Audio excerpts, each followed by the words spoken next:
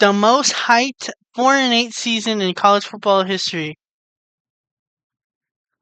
Conventionally, 60 Minutes doesn't profile the same subject twice in 2 seasons. Yes. But convention doesn't intersect with Pro Football Hall of Famer Deion Sanders. This game taught me so much about people. It taught me so much about timing. It taught me so much about focus, dedication. Going deep, picked off by Deion Sanders. Submitting oneself and sacrificing. Do you think Colorado's going to do good this season again? This game because I made a promise. Let me know in the comments on that one. Game to fulfill. I'll tell you, that guy is exciting though. Anytime he gets I think Colorado's going undefeated this season in college. see what's going to happen. And I said, Mama, because I was tired of seeing her go to work and come home all tired. I said, I'm going to be rich one day, and you will never have to work another day. It's got to be in the hands of Deion Sanders. And we spoke about earlier, you don't keep speed. And here he comes. I created this image, this thing that you could imagine. You could love him or hate him, but he was pride. No more sales, no more nothing now. We get that big house, we always from one, we get everything we want now. Most importantly, I want to thank our football student athletes for their perseverance and commitment to each other in our football program. Colorado football's been good like twice for an hour. I think we all know it's been a real challenging year, maybe a year and a half. Colorado had 2 winning seasons in the last 17 years. Yeah, they Wow. get killed every game, but they're not even coming 2 close to covering. winning seasons in the last 17 years. Department of note in America. If you're a Colorado college football fan, sheesh. At least you got the Broncos. At least you got the Broncos.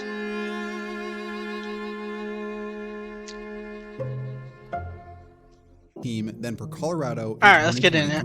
He is the perfect man for the times we are living in college football. Well done, Colorado. You got a new fan in me. Let me briefly explain how things got to this point.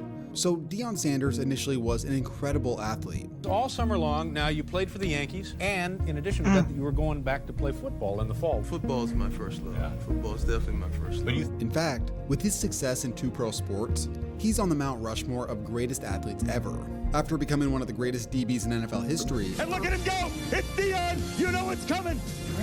He was a solid player for baseball. You've got to be kidding me! But he's always the greatest in football.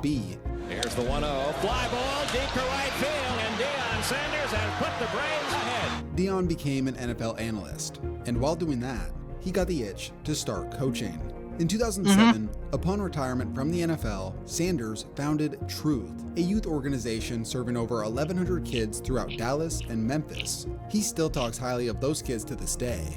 Wow. In 2012, Deion became the head coach of a high school he co-founded, Prime Prep Academy. In the span of 2.5 years, the school was a disaster. An audio recording has surfaced depicting the former cowboy on a tirade about his charter school he co-founded. I feel like throwing this chair at the neck right now, but I'm gonna let it ride. In the process, Deion had been fired and rehired twice, amongst other issues. Here's what Deion said about the aftermath. The only rights that I had was to my name that was on the building. I'm very careful of where I put my name, who I lend my name to, who I'm involved with when it comes to kids as well.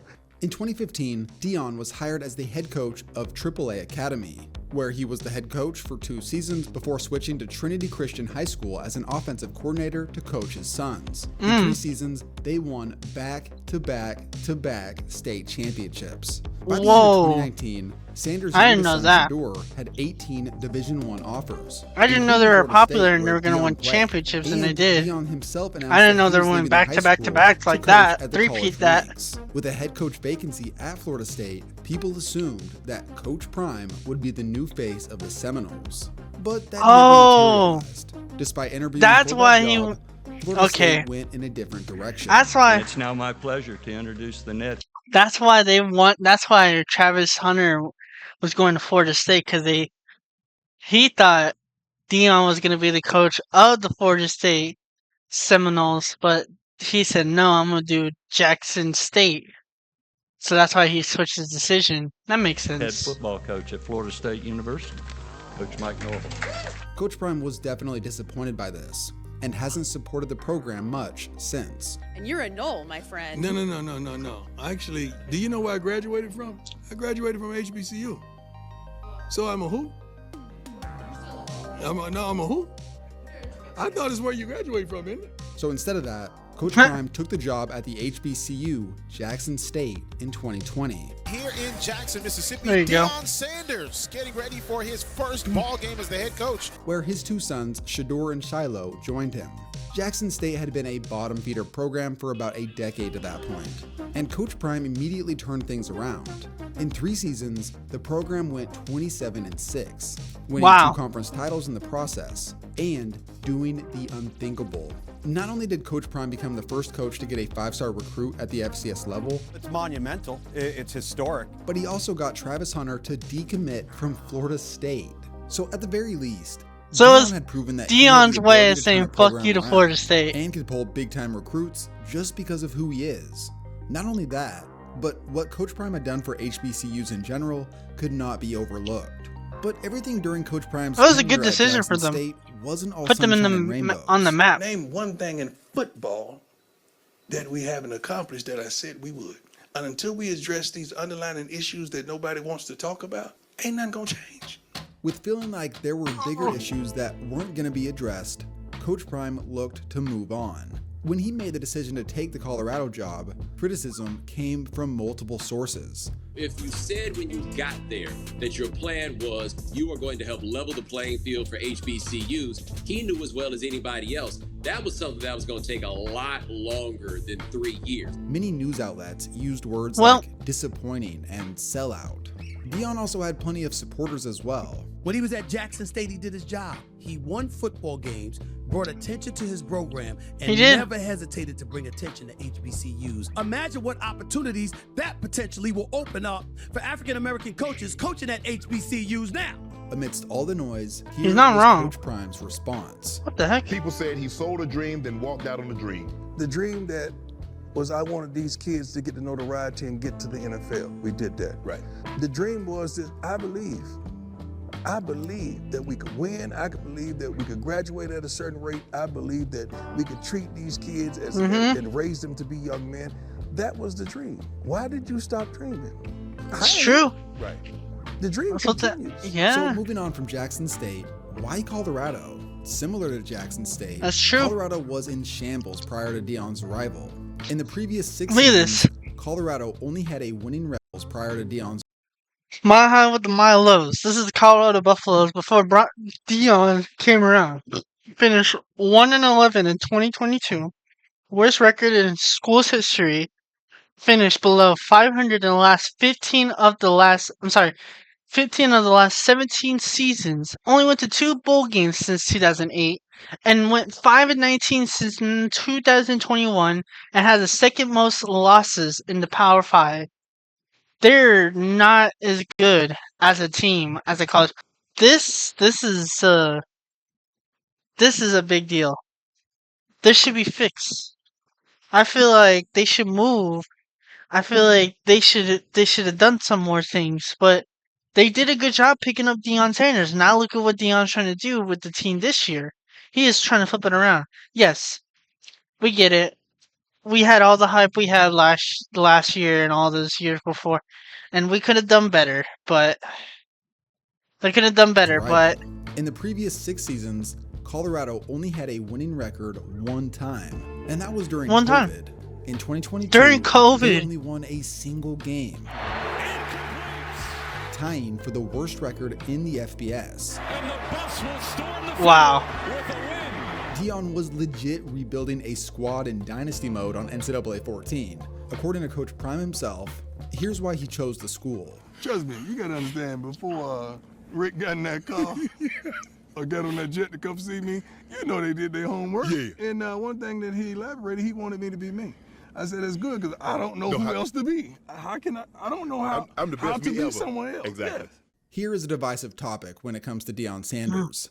The line between professionalism and being yourself. In the majority of high-paying jobs, professionalism is taken very seriously.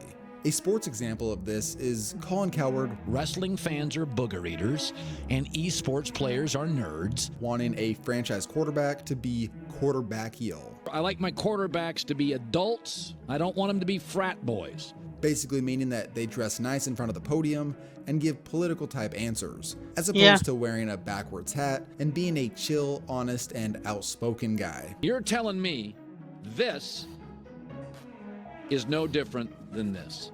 I think you're wrong. This is one of the reasons that Colin hates guys like Aaron Rodgers and Baker Mayfield. Aaron drank a psychedelic tea that made him hallucinate and yak. Aaron. Now, it's pretty clear where Deion stands on this issue, which is one of the reasons why he's been so polarizing throughout his entire career. Coach, how you feeling today? No, straight up. I always ask you how you feeling. You was not talking like that just 2 minutes ago. See, like, if I say, man, what's up, Rob J? That's me. What's up, Rob J? You know the difference?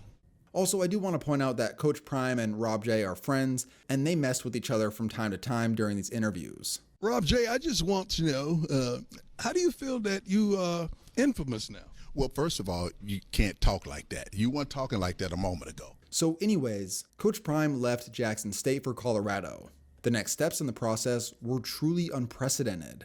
Deion had a sit-down meeting with Colorado's returning players, filming the process and announced major changes were going to happen while repeating this phrase. Okay. You don't want it. Okay. Some of y'all don't even think you deserve it. Okay. We got a few positions already taken care of because I'm bringing my luggage with me. And it's Louis. Okay. Sanders made extensive use of the transfer portal, replacing nearly the Buffalo's entire roster, with 46 players leaving in the transfer portal and 50 transferring in. Jeez, that's a lot, actually. The seat of being the president, what happens to the cabinet? I ain't looking at yesterday and I'm not looking forward to tomorrow. My feeling and my thought and my understanding is I got to get it right now. Yes, sir. 9 followed him from Jackson State, including his 2 sons and that former 5-star recruit Travis Hunter. Yes. By the end of the spring, Sanders had cut more than 50 players, and another 20 left on their own, in what is believed to be the biggest roster overhaul ever seen in college football. I think. Wait, hold on. Cleaning house. By the end of the spring, Sanders had cleaned more than 50 players, another 20 left on their own.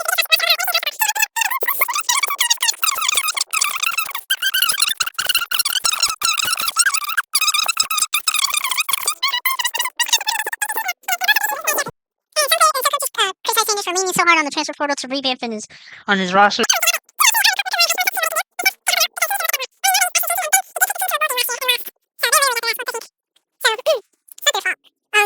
Coach Prime offers no apologies, though he indicates he and his staff will be more targets and filling needs in this.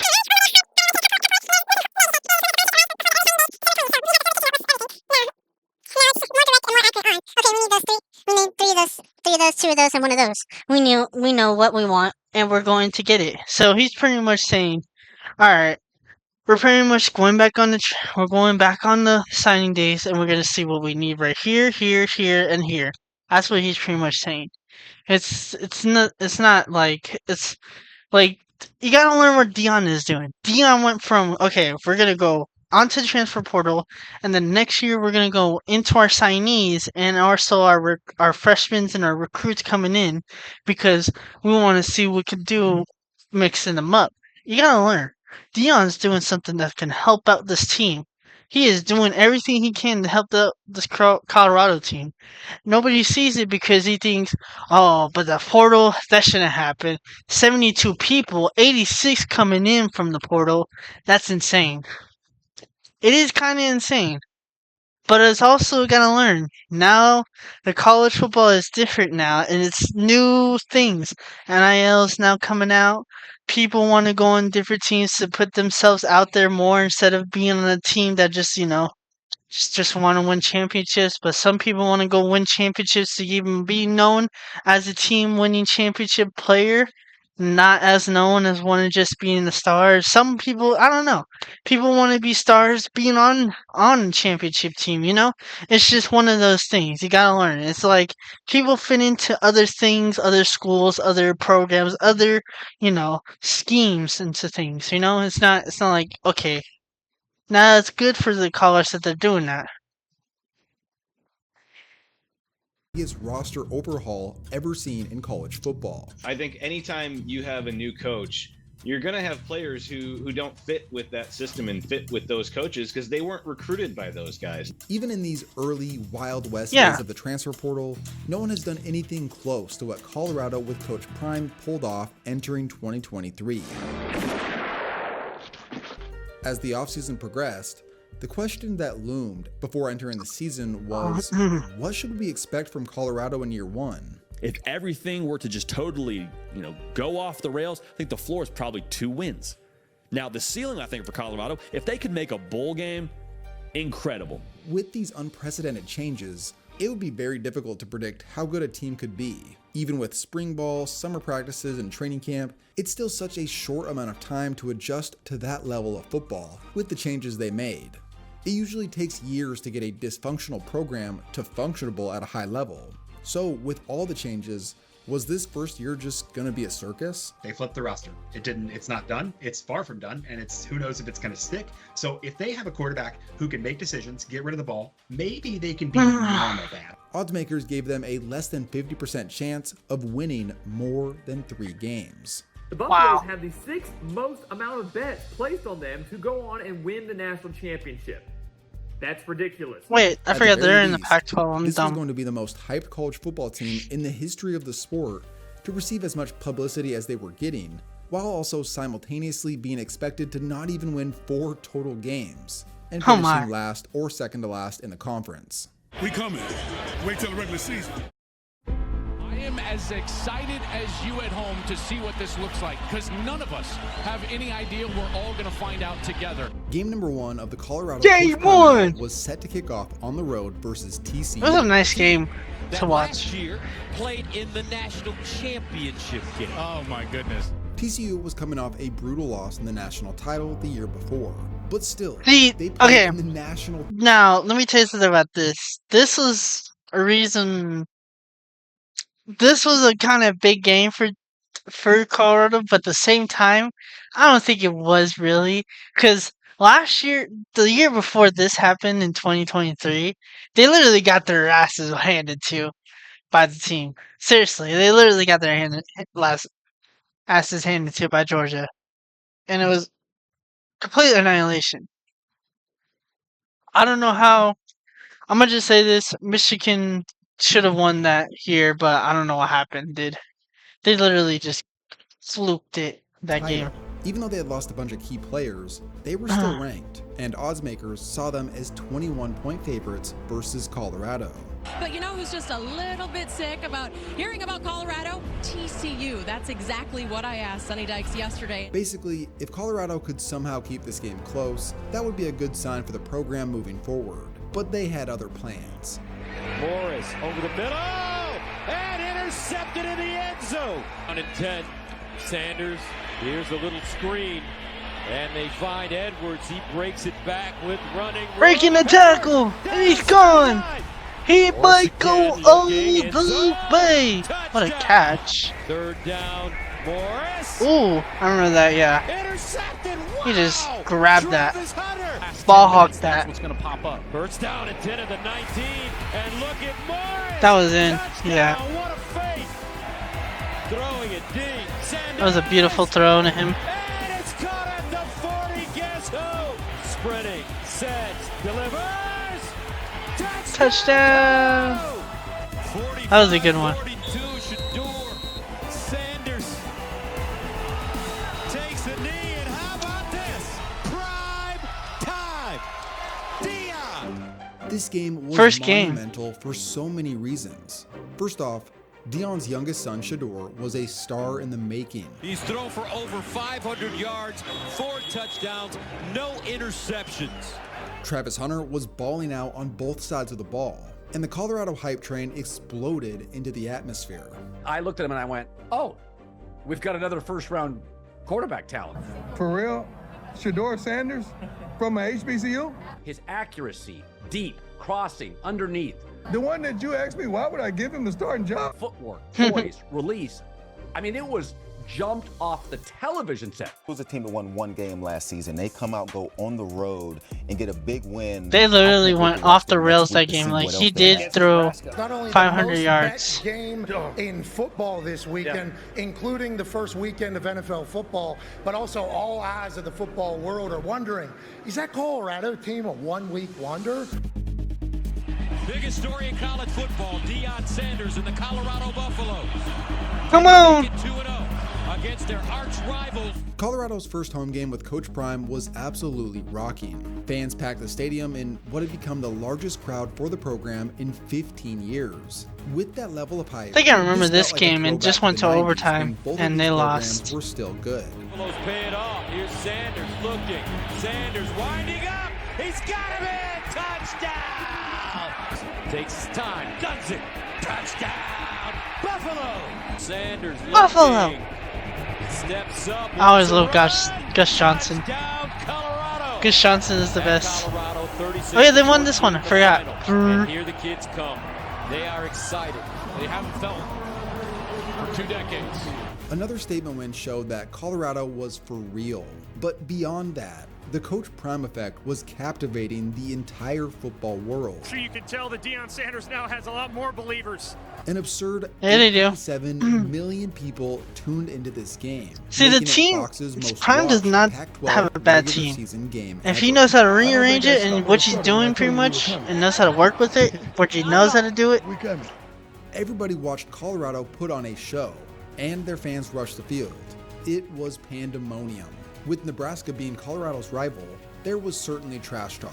But the drama prior to their next game turned things up a notch. And I sat down with ESPN today, and I don't care if they hear it in Boulder. I told them I took my hat off and I took my glasses off, and I said, when I talk to grown-ups, I take my hat and my glasses off. That's what my mother taught me. I told them I took my hat off and I took my glasses off, and I said, when I talk to grown-ups, I take my hat and my glasses off. That's what my mother taught me. Why would you do that? So dumb. Did you need to take this stand right now? The coach comes out and says, I got something for you. Hey, listen. Ready, these dudes aren't professional. What you can't do is when you haven't had more than 4 victories in about 6 or 7 years in the season, you can't talk. You don't have any reason whatsoever to talk. And then you're going to bring up mama and how mama trained you and all of this other stuff. When you so right, you got to find something wrong. But guess what? My mama may be a part of the pregame speech today. Okay? My mama may be a part of that today. I'm just letting you know. How do you see tomorrow going before we pivot back to the NFL? I think Colorado State going to get their ass kicked. Okay. The hype for this rivalry game had reached unimaginable heights. Numerous celebrities, including The Rock, Offset, and Master P, were on the sidelines. And Lil Wayne led Colorado out of the tunnel. Yeah, he did. I remember that game. The atmosphere before and during the game was unreal. It felt like a heavily anticipated national championship. Just listen to this crowd reaction during a penalty. Number 13.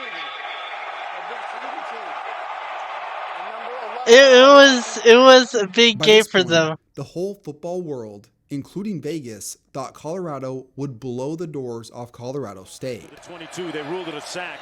Picked off! Shiloh! Sanders! Stunned like his dad! This was actually crazy. They went to the touchdown for this. Wasn't going down that easy. No, they weren't. It was going to be a rivalry for what it's going to be. Colorado State versus Colorado, for real. They're going to go against each other, and this was a big hit. This was a late-ass hit, dude. Who took a shot afterwards. Pelosi on the slant. Complete touchdown! Brown! It looked like he was hitting the Deion. In the fourth quarter, with Travis Hunter out and down 11 at one point, it looked like Colorado was on their way to their first loss in shocking fashion. But with just over 2 minutes remaining, they got the ball back, down 8, at their own 2-yard line. Shedeur Sanders was going to have to make some magic happen. Sanders complete. Dawson down the sidelines. Sanders complete. Shedeur has to do some Shedeur time. Downfield, got him in. Shedeur. A atonement. Touchdown. That's a good one. That was a good play. Way to get the 2 point. And went to double overtime for sure. Sanders open. There he is again. Touchdown. Have hope for the team. Into the end zone. In a crowd. Ooh. Good. Picked off by Woohoo.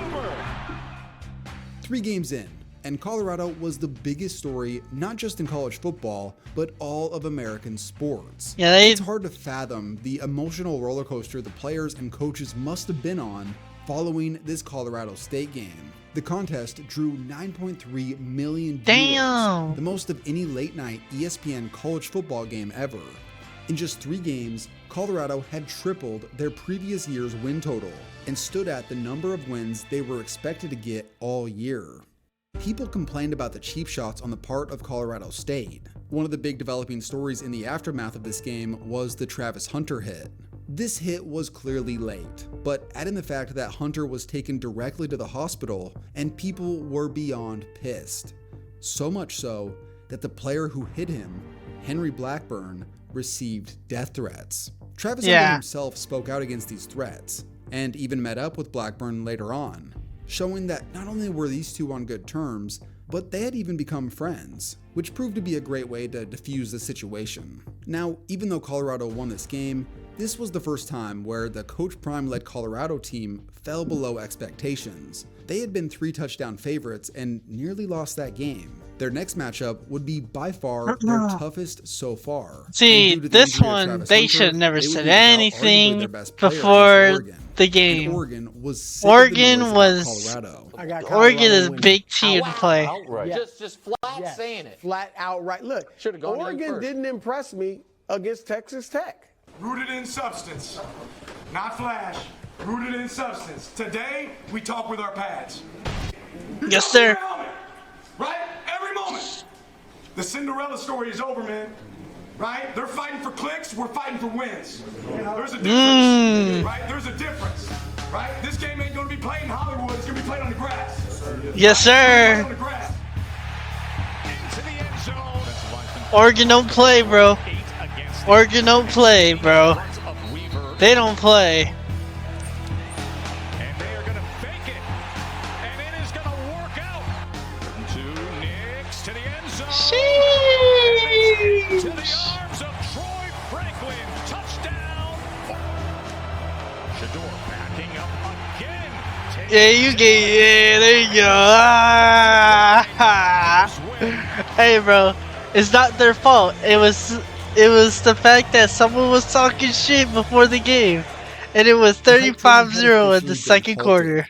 In front of 12 million viewers, Colorado was completely beat down by Oregon in all facets. Even if they had Travis Hunter, they were going to be outmatched. Yeah. And things weren't going to get any easier the following week. As much fuel as Colorado had been running on throughout September, the target on their backs was the size of the state of Colorado itself.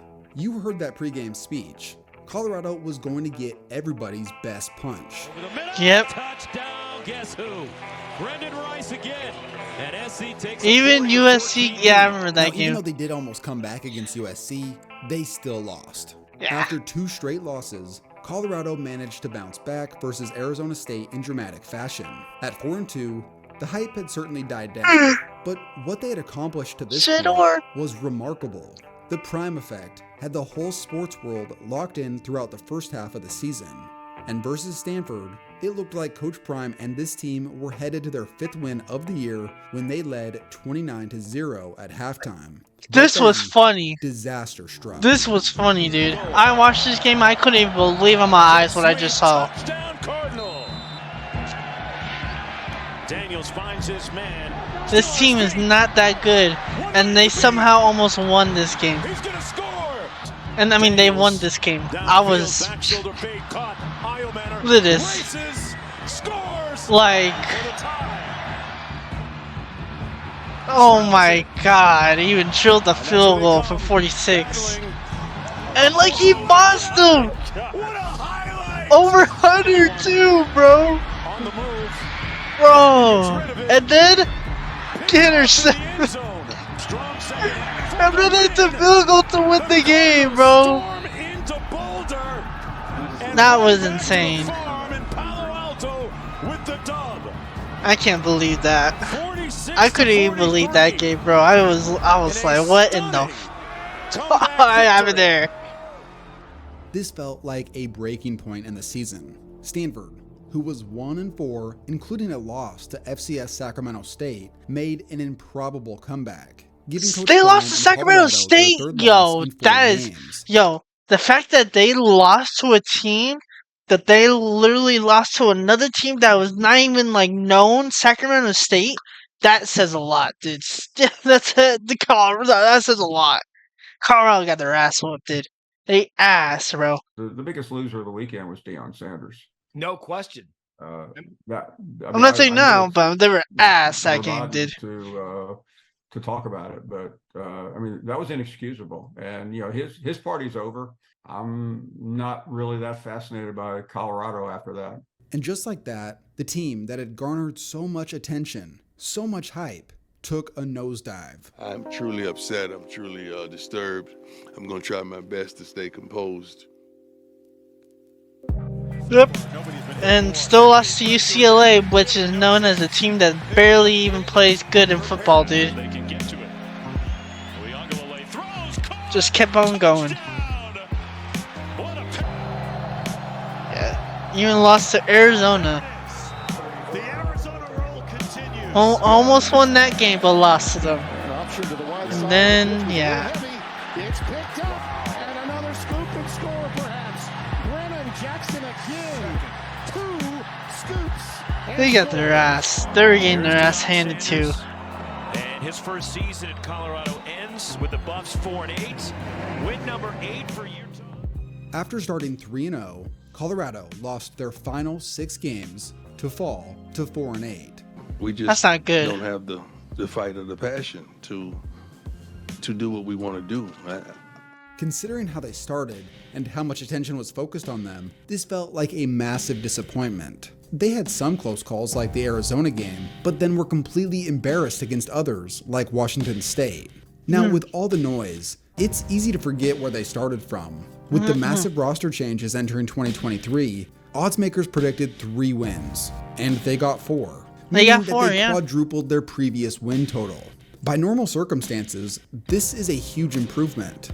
Pretty much any program would be happy with the direction their team was headed. But it's Deion Sanders. Okay. You don't want it. Okay. I don't think I stumbled or stuttered when I told you we were coming. Not at all. We coming. We coming. So right, you got to find something wrong. We are so right now. The way he does things rubs He's- some I mean, people he the did wrong beat way, Colorado but State, Deion his certainly knows rival. how to attract attention.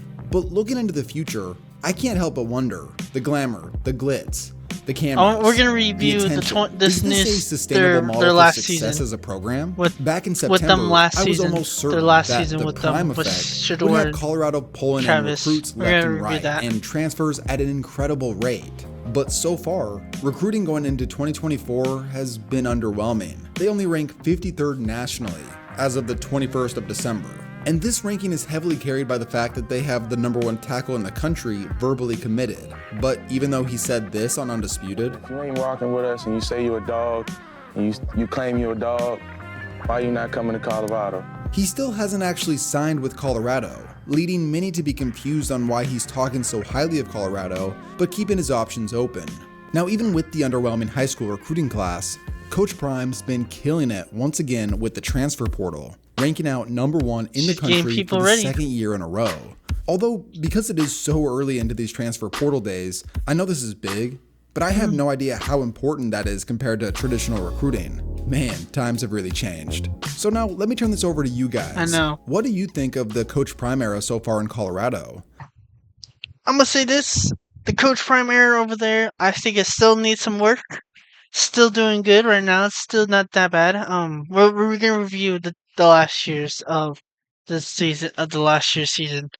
We're gonna review that, but they did not bad last year. Almost they went to the bowl game, lost, obviously, and yeah, this is kind of a reminder of saying, okay, we had something, all right, we had something like last year again. All right, let's see. He knows he wants more, and he know he can improve more with this team. Is this flashy style of Coach Prime a sustainable model for success in the long term at this level? Let me know down below what you think. Sanders underneath complete. In space. Nice move. Hunter. Travis Hunter. Touchdown. I think they got something. Alright. So, their first game, they won North Dakota State 31-26. Lost to Nebraska the next week, 28-10, make them 1-1. Then they played their rivals again, beat them, belt to ass, 28-9, 2-1 their series. Shedeur had 445 passing yards, even more, 244 in a little bit. Then he had 300 in against Colorado State. Then they went against Baylor, had overtime, and won 38-31. Went 3-1 with this passing with 341. Then played UCF, won that one 48-21. Went 4-1. We had Shedeur with 290 passing yards, and then Kent State went 31-28 with the 4-2 record now.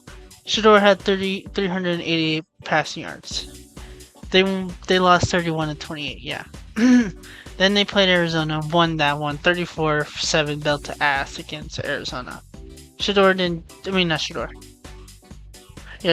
do well, but he still had 250 yards.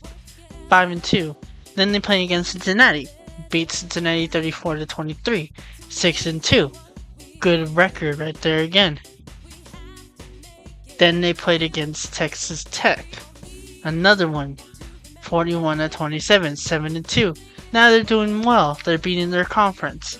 Now they beating Utah 49-24. Went 8-2. 6-1 in their conference. Then they lost to Kansas in their conference 37-27. Which is weird. I don't know why they lost to Kansas. Then they lost to Oklahoma State. They won against Oklahoma State. Killed them. Freaking annihilated them at the end. 52-0. Went 9-3, had a conference of 7-2. Then they went to Alimony Bowl. And got their ass whooped. 36-14. But they at least went to the bowl game. But they played against another power team like BYU. Number 17. And they lost 36-14. It's not their fault. At least they went into the bowl game. And Shedeur tried. Everybody else tried. It just happens. It just happens. It was a good time for the team. It was just, time to hang it up. That was it. They had a good team. The team did great. Hunter had 110 yards. Hunter had 100 yards. Hunter had another 130 yards. Hunter had 153 yards. Hunter had 99. Hunter had 125 yards. Hunter had 106 yards that game. Even though they lost that game and got taken out in the halftime, still had 106 yards. Shedeur had 208 yards in the bowl game, but had his last game he had 438. Throughout the games he had some, is like this, but he's still learning. I feel like he could be a good quarterback in the NFL, solid. Same with Travis, he could be a great wide receiver. I think he could be a good DB too, so.